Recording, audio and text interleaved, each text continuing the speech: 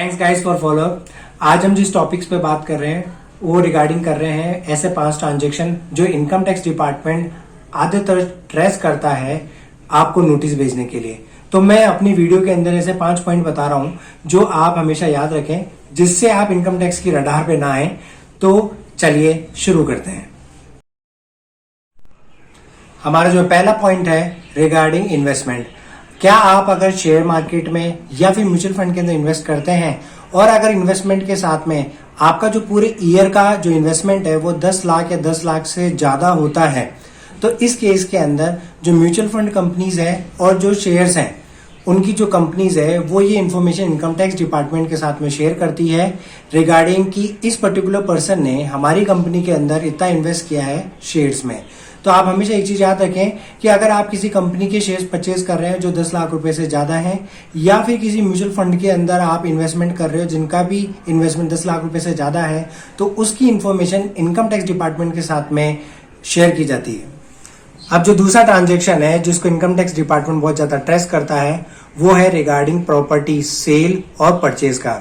अगर आप किसी पर्टिकुलर ईयर के अंदर कोई प्रॉपर्टी बेच रहे हैं या फिर कोई प्रॉपर्टी परचेज कर रहे हैं तो उसकी डिटेल भी रजिस्ट्रार इनकम टैक्स डिपार्टमेंट को देता है, क्योंकि आजकल ये मैंडेटरी हो चुका है कि कोई भी प्रॉपर्टी की रजिस्ट्री होती है उसके अंदर पैन कार्ड देना मेंशन है। तो अगर आप कोई प्रॉपर्टी बेच रहे हैं या फिर कोई प्रॉपर्टी जो है वो खरीद रहे हैं आप लोग, तो आप अपने इनकम टैक्स रिटर्न जो पिछले साल के हैं उनके अंदर जो भी अगर आपके कैश हैं या फिर आपकी जो कैपिटल बनी है उसको आप जरूर कंसीडर करें, क्योंकि अगर डिपार्टमेंट को ये लगता है कि आपके पास में सफिशिएंट अमाउंट नहीं था फिर भी आपने कोई प्रॉपर्टी परचेज कर ली है तो वो आपको इसके बेसिस पे नोटिस इशू कर सकते हैं।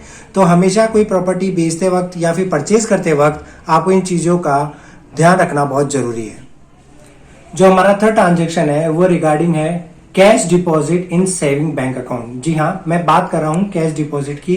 कोई एनईएफटी या फिर कोई भी आप इंटरनेट बैंकिंग के थ्रू जो ट्रांसफर करते हैं, मैं उसकी बात नहीं कर रहा हूं, मैं बात कर रहा हूं कैश डिपॉजिट की। अगर आप अपने सेविंग बैंक अकाउंट के अंदर पूरे ईयर के अंदर 10 लाख रुपए से ज्यादा का कैश डिपॉजिट करते हैं तो उसकी reporting bank income tax department को देता है।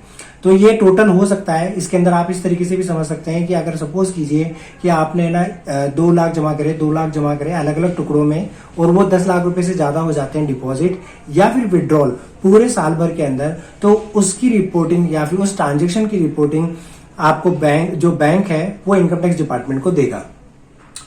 अब हम चलते हैं 4th ट्रांजेक्शन की रिगार्डिंग।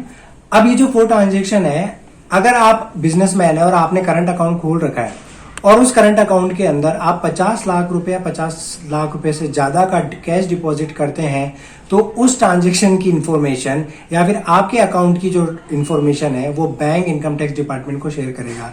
जी हाँ, मैं आपको वापस ही चीज से रिपीट करना चाह रहा हूं, मैं यहाँ बात कर रहा हूं कैश से रिलेटेड। अगर कैश डिपॉजिट है या फिर कैश विड्रॉल है जो 50 लाख से ज्यादा है, उसकी इंफॉर्मेशन आपका जो बैंक है इनकम टैक्स डिपार्टमेंट को देगा। अगर आप कोई एनईएफटी या फिर इंटरनेट बैंकिंग के थ्रू कोई ट्रांजेक्शन कर रहे हैं जो 50 लाख से ज्यादा हो, तो उसकी इंफॉर्मेशन जनरली शेयर नहीं की जाती है बैंक के द्वारा इनकम टैक्स डिपार्टमेंट को। अब हमारा जो लास्ट और सबसे इंपॉर्टेंट 5th ट्रांजेक्शन जिसके बारे में बात कर रहे हैं वो है क्रेडिट कार्ड का पेमेंट। अगर आप पूरे साल भर के अंदर 1 लाख रुपए से ज्यादा का क्रेडिट कार्ड का पेमेंट करते हैं तो क्रेडिट कार्ड डिपार्टमेंट या फिर जो क्रेडिट कार्ड जिस बैंक का है वो आपकी इंफॉर्मेशन इनकम टैक्स डिपार्टमेंट को शेयर करेगा। जी हाँ, मैं आपको एक चीज बता देता हूँ, ये सब चीजें मैं आपको बता रहा हूँ वो कैश पेमेंट की है। अगर आप अपने क्रेडिट कार्ड का पेमेंट कैश के थ्रू कर रहे हैं और उसका 1 लाख रुपए से ज्यादा आप पेमेंट करते हो पूरे साल भर में, तो उसकी डिटेल वो पर्टिकुलर क्रेडिट कार्ड वाली कंपनी इनकम टैक्स डिपार्टमेंट को शेयर करेगी। और इसी के साथ में मैं आपको एक चीज और ऐड करना चाहूंगा, अगर पूरे साल भर के अंदर अगर 10 लाख रुपए से ज्यादा का आप कोई क्रेडिट कार्ड का पेमेंट करते हैं थ्रू एनईएफटी या फिर इंटरनेट बैंकिंग के थ्रू, तो भी उस ट्रांजेक्शन्स की जो डिटेल है वो जो पर्टिकुलर क्रेडिट कार्ड की कंपनी है वो इनकम टैक्स डिपार्टमेंट को शेयर करेगा।